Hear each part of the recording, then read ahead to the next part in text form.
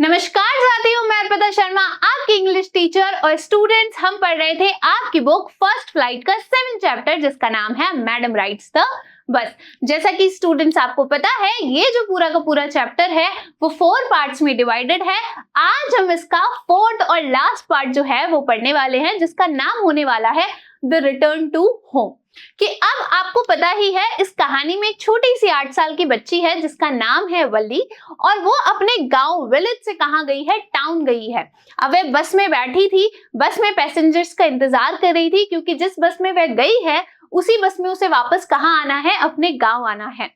तो अब देखते हैं कि जब वह टाउन से वापस अपने गांव की तरफ आती है, अपने घर की तरफ आती है तो रास्ते में क्या क्या चीजें होती है और इन सभी अनुभवों का उसके ऊपर क्या असर होता है। तो चलिए फटाफट से शुरू करते हैं स्टूडेंट्स। देखिए, Won't your mother be looking for you?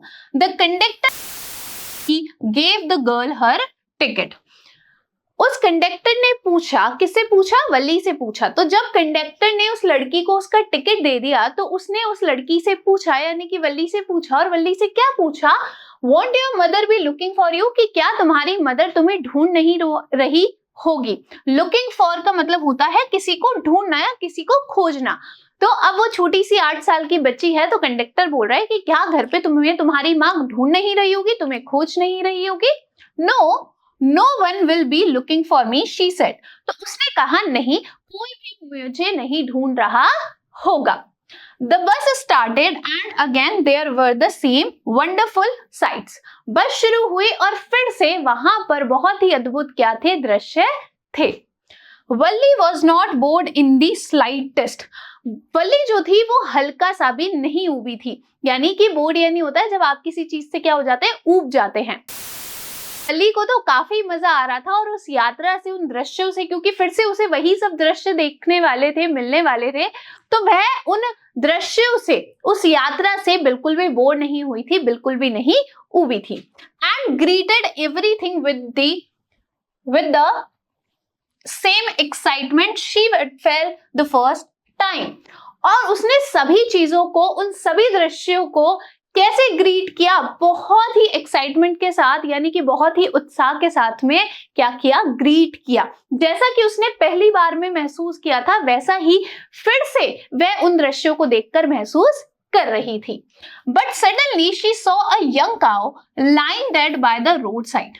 लेकिन अचानक से उसने एक युवा सी काऊ को देखा जो कि रोड के किनारे मरी हुई, लेटी थी, पड़ी थी। Just where it had been struck by some fast moving vehicle. वहां पर किसी तेज चलते हुए वाहन ने उसे क्या कर दी होगी, टक्कर मार दी होगी। Isn't that the same cow that ran in front of the bus on our trip to town? She asked the conductor. तो उस गाय को स्टूडेंट्स देखकर वल्ली ने कंडक्टर से पूछा कि क्या ये वही सेम काऊ नहीं है जो कि क्या कर रही थी, हमारे बस के सामने भाग रही थी, दौड़ रही थी हमारी ट्रिप, हमारी यात्रा के दौरान। जब हम कहाँ जा रहे थे, जब हम टाउन जा रहे थे, तो हमारी जो टाउन की यात्रा थी उस समय अगर आपको याद हुए स्टूडेंट्स, तो हमने पढ़ा था कि काऊ थी जो कि क्या कर रही थी, बस के आगे आगे भाग रही थी। और जो ड्राइवर था वो उस काऊ को हटाने के लिए जैसे ही हॉर्न बजाता था तो वो और जोर से क्या हो जाती थी, डर जाती थी और जोर से क्या करने लगती थी, भागने लगती थी एकदम बस के ठीक सामने। तो वल्ली उस काऊ को देखकर पूछती है उस कंडक्टर से कि ये तो वही गाय है ना जो कि क्या कर रही थी, हमारे बस के सामने आगे दौड़ रही थी। कंडक्टर ने हाँ में सर हिलाया। नॉडेड का मतलब होता है स्टूडेंट हाँ में सर हिलाना। तो उस कंडक्टर ने हाँ में सर हिलाया and she was overcome with sadness. और वह दुख से भर गई। क्यों भर गई दुख से? क्योंकि उसने क्या देखा कि कुछ देर पहले उसे ये जो दृश्य देखकर कि काऊ क्या हो रही है, अब बहुत जोर से डर गई है और हॉर्न को सुनते ही बहुत जोर से आगे बस के आगे भागने लगी है। उसको देखकर आपको याद हो तो उसने क्लैप किया था, वो काफी खुश हुई थी, तालियां बजाने लगी थी, बहुत जोर जोर से हंसने लगी थी। लेकिन अब वही सेम काऊ जो थी स्टूडेंट्स, वो सड़क के किनारे मरी हुई पड़ी थी। और इस दृश्य को देख के जो हमारी वल्ली थी वह किससे भर गई? वह दुख से, सैडनेस से भर गई। आगे देखिए, What had been a lovable, beautiful creature just a little while ago had now suddenly lost its charm and its life.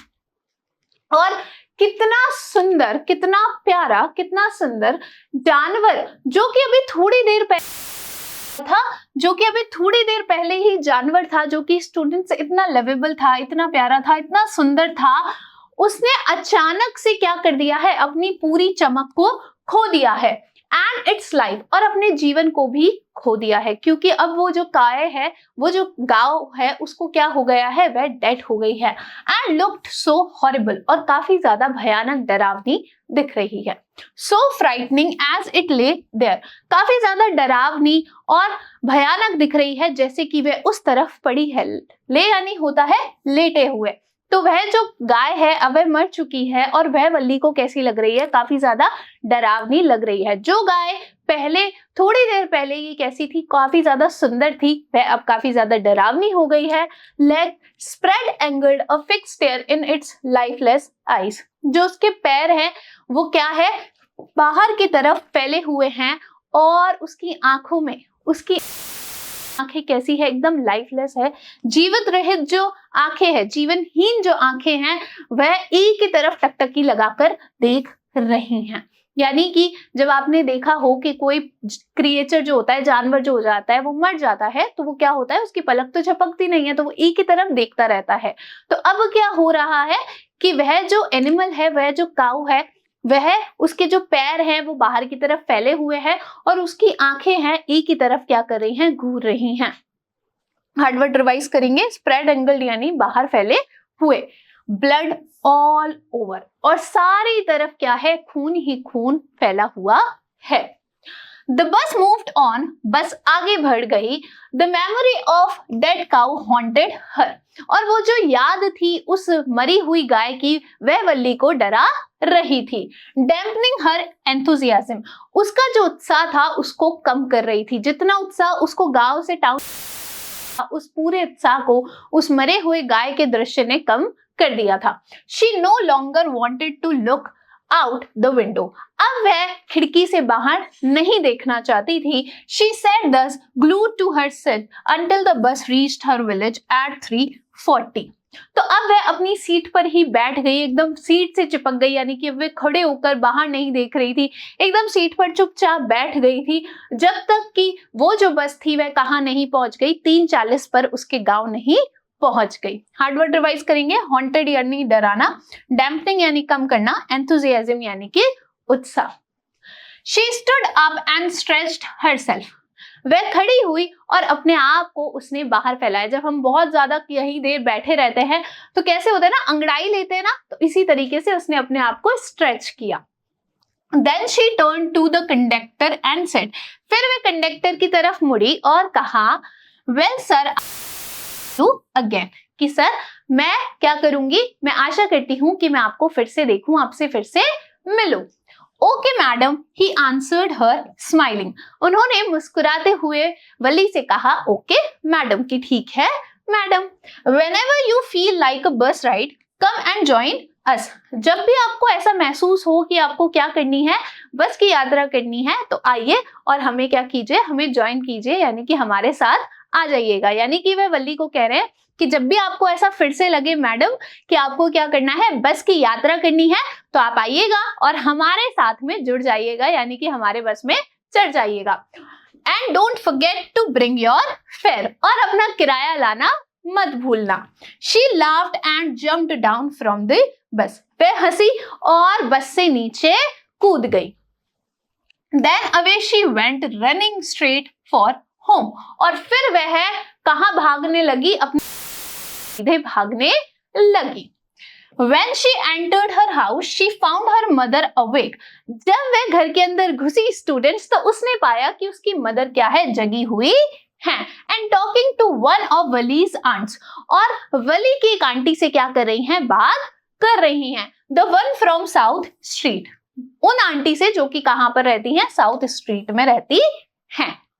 This aunt was real chatterbox. ये जो आंटी थी ये वास्तव में क्या थी, काफी ज्यादा बातूनी थी। चैटरबॉक्स यानी होता है काफी ज्यादा बोलने वाला व्यक्ति या बातूनी जिसे आप कह सकते हैं। तो this aunt was a real chatterbox. ये जो आंटी थी वो काफी ज्यादा बातूनी थी। Never closing her mouth once she started talking. एक बार जब वह बोलना शुरू करती थी तो फिर अपने मुंह को बंद नहीं करती थी। हार्ड वर्ड रिवाइज करेंगे, चैटरबॉक्स यानी कि बातूनी। आगे देखिए, And where have you been?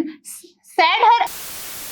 Wali came in. तो जब वली अंदर आई, क्योंकि वली घर पे नहीं थी, तो जब वली अंदर आई तो उनकी जो आंट थी उन्होंने वली से कहा कि तुम कहां पर थी। She spoke very casually. उन्होंने बहुत ही अनौपचारिक रूप से कहा, not expecting a reply. वे किसी जवाब की आशा नहीं कर रही थी। मतलब उन्होंने बहुत ही असाधारण से तरीके से वली से पूछा था, वह किसी जवाब के बारे में तो सोच नहीं रही थी कि वली कोई जवाब उन्हें देंगी। So Valli just smiled and her mother and aunt went on with their conversation. तो वली मुस्कुराई और उनकी माँ और आंट जो थी वह अपनी बातों को उन्होंने क्या किया, जारी रखा। दोनों बातें कर रही थी ना, इसी बीच में आंट ने वली को देखा, उनसे पूछा कि आप कहाँ थी, और वापस से क्या करने लगी, उसकी माँ और आंट आपस में बातें करने लगी। Yes, you are right, her mother said. अब वो दोनों बातें कर रही हैं तो उनकी माँ कहती है कि हाँ तुम सही हो। दोनों के बीच में कोई बातें चल रही होगी तो आंट को उनकी माँ कहती है कि सही हो। So many things in our midst. अब हार्ड वर्ड पहले रिवाइज करेंगे, उसके बाद में आगे पढ़ते हैं। देखिए, मिड्स यानी होता है बीच में। तो वो कहती है कि बहुत सारी चीजें हमारे बीच में हैं, and in the world outside, और बहुत सारी चीजें क्या है, दुनिया में बाहर है। यानी कि वे क्या कह रही हैं कि हर चीज दुनिया में बहुत सारी चीजें, तो बहुत सारी चीजें तो हमें पता है, हम उनके बारे में जानते हैं, लेकिन बहुत सारी चीजें क्या है, आउटसाइड है, यानी कि बाहर की तरफ है, जिन्हें हम नहीं जानते हैं। How can we possibly know about everything? आखिर हम हर चीज के बारे में कैसे जान सकते हैं? कोई भी व्यक्ति है वह हर चीज के बारे में कैसे जान सकता है। And even when we do know about something, we often can't understand it completely. और वे आगे कहती हैं कि अगर हम कुछ चीजों के बारे में जानते भी हैं, अगर हम किसी चीज के बारे में जानते भी हैं, we often it completely, तो हम अक्सर ही उसे पूरी तरीके से नहीं समझ पाते हैं। Can we, क्या हम समझ पाते हैं? अब वो आगे पूछ रही है, क्या हम समझ पाते हैं? Oh yes, breathed वली। तो वली बस सांस लेते हुए कहती है, हाँ बिल्कुल। What asked her mother? उसकी माँ पूछती हैं, क्योंकि वली ने एकदम से जवाब दिया, एकदम से बीच में वह बोली, तो उसकी माँ कहती है, क्या?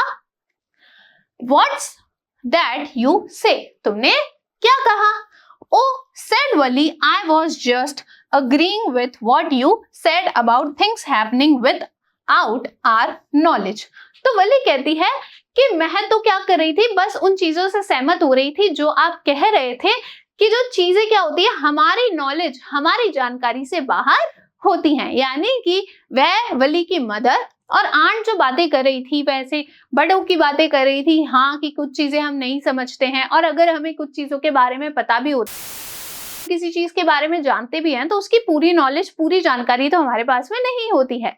इतने में ही जो वली थी उन दोनों की बातें सुन रही थी, तो वो कहती है, हाँ मतलब कि बिल्कुल ऐसा होता है।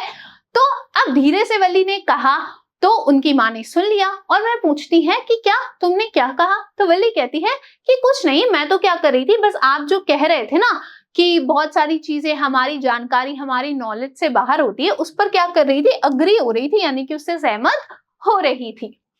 Just a chit of a girl she is, said her aunt, and yet look how she pokes her nose into our conversation. अब जो उनकी आंट है वो वली के लिए कहती है, उनकी मदर से क्या कहती हैं कि ये तो क्या है, एक छोटी सी लड़की है। ये क्या है, वली जो है एक छोटी सी लड़की है, फिर भी देखो कि किस तरीके से ये हमारी बातों में क्या कर रही है, अपनी नाक अड़ा रही है, यानी कि हमारी बातों में बीच में, जस्ट एज दो she were a grown lady, जैसे कि ये क्या हो, बड़ी हो गई हो, एक ग्रोन लेडी हो, यानी कि काफी ज्यादा बड़ी हो गई हो, एक औरत बन गई हो, इस तरीके से हमारी बातों में क्या कर रही है, अपनी नाक घुसा रही है। पोक नोज यानी होता है बीच में बोलना, या किसी की, जैसे कहते हैं ना किसी के काम में टांग अड़ाना, तो आप क्या करते हो, उसके काम में बीच में अड़ते हो, उसके काम में क्या करते हो, बाधा डालते हो, बीच में चले जाते हो। तो इसी तरीके से पोक हर नोज का मतलब, या पोक नोज का मतलब होता है बीच में बोलना या नाक अड़ाना, ठीक है। वली स्माइल टू हरसेल्फ, वली अपने ही तरफ क्या हुई, उसने मुस्कुराई। तो अब इसका मतलब क्या है कि उन लोगों को इग्नोर करके वली अपने मन ही मन में क्या कर रही है, मुस्कुरा रही है। She didn't want them to understand her smile. वह नहीं चाहती थी कि उसकी जो मदर और आंट है वह उसकी मुस्कुराहट को समझे। But then there was not much chance of that, was there? अब ज्यादा चांसेस भी नहीं थे कि वह लोग समझ पाते कि आखिर वल्ली क्या कहना चाह रही है, ये क्यों ऐसी बातें कर रही है, इसके ज्यादा चांसेस नहीं थे। क्या वहां पर थे ऐसे चांसेस कि उन लोगों को समझ में आता कि वल्ली क्या कहना चाह रही है? अब देखिए इस पूरे पैराग्राफ का मतलब क्या है। वल्ली टाउन गई थी, अब वल्ली ने बहुत सारी चीजें देखी थी। अब वल्ली ने क्या देखा था स्टूडेंट, कि एक बहुत ब्यूटीफुल सी, लवेबल सी, प्यारी सी, हंसमुख सी क्या थी, एक गाय थी जो कि क्या हो रही थी, बस के आगे आगे दौड़ रही थी। लेकिन जब वह टाउन से वापस गांव की तरफ आती है तो उसने क्या देखा, वही जो प्यारी सी गाय है वह रोड के साइड में मरी हुई पड़ी है। तो यानी कि जो चीजें हम देखते हैं हमें पता है, लेकिन कुछ चीजें ऐसी है जो हम नहीं भी जानते हैं। अब वल्ली लाइफ के बारे में तो जानती थी, लेकिन वल्ली डेथ के बारे में नहीं जानती थी। वल्ली किसके बारे में जानती थी, लाइफ के बारे में जानती थी, लेकिन डेथ के बारे में नहीं जानती थी। तो उसने ये भी जाना अपनी यात्रा के समय स्टूडेंट, उसने जाना कि लाइफ और डेथ क्या है, एक अलग अलग कॉन्सेप्ट है। यानी कि जहां पर जीवन है वहां पर मृत्यु भी है। अगर कुछ देर के लिए कुछ चीजें अच्छी है तो बाद में वह बुरी भी हो सकती है। इसीलिए जब उसकी माँ और आंट बात कर रहे थे कि हम सारी चीजों के बारे में नहीं जानते हैं, और अगर हम कुछ चीजों के बारे में जानते हैं तो जरूरी नहीं है हम उसे पूरी तरीके से समझ पाए। इसीलिए वल्ली बीच में कहती है, क्योंकि उसने भी आज एक न्यू कॉन्सेप्ट के बारे में समझा था, लाइफ और डेथ के बारे में जाना था। वह भी बहुत सारे बड़े लोगों के बीच में बैठकर आई थी, अकेली यात्रा करके आई थी। तो उसने भी क्या किए थे स्टूडेंट्स, उसे भी बहुत सारे अनुभव हुए थे, एक्सपीरियंसेस हुए थे। इसीलिए वे अकेले में मुस्कुरा रही थी कि आप जो कह रहे हो वो मुझे समझ में आ रहा है। तो वो इस तरीके से क्या हो रही थी, मुस्कुरा रही थी। लेकिन वह नहीं चाहती थी कि उसकी जो आंट है और मदर है वह समझे कि वो क्यों मुस्कुरा रही है, क्योंकि अगर उन्हें पता चल जाता कि वली अकेली कहाँ गई थी तो उसे काफी ज्यादा डांट पड़ सकती थी। तो अब वह सोचती है ये शायद समझ भी नहीं आएगा कि मैं क्यों मुस्कुरा रही हूँ। ठीक है, हार्ड वर्ड रिवाइज करेंगे। चिट यानी छोटी, पोक द नोज यानी होता है बीच में बोलना। अब स्टूडेंट्स क्या समझेंगे हम, अब हम जानेंगे कि आखिर इस पूरी स्टोरी से हमारा लर्निंग आउटकम क्या है, इस पूरे पार्ट से हमने सीखा क्या है। तो देखिए हमने क्या सीखा है, पहले तो complex concept life and death, हमने लाइफ और डेथ के बारे में जाना है। जीवन और मृत्यु के बारे में जाना है। वली ने किस तरीके से जाना, काउ के एग्जाम्पल से जाना। साथ ही साथ में इम्पैक्ट ऑफ पर्सनल एक्सपीरियंसेस, आपके व्यक्तिगत अनुभवों का आपके ऊपर क्या असर होता है, ये भी हम अच्छी तरीके से समझते हैं और इस पार्ट से भी हमने जाना है। जैसे कि वली ने क्या किया, वली ने अकेले यात्रा की, तो उससे उसको क्या हुआ, बहुत सारे नए नए जो एक्सपीरियंसेस थे, अनुभव थे, वह उसे आए। उसने अपने अनुभव से ही किसके बारे में सीखा, लाइफ और डेथ के बारे में सीखा। तो आपके जो व्यक्तिगत अनुभव होते हैं, से हम बहुत सारे अनुभव, उनकी स्टोरी सुनते हैं, वो बहुत सारे अनुभव करते हैं, तो हमें बढ़िया बढ़िया चीजें सिखाते हैं, बातें सिखाते हैं।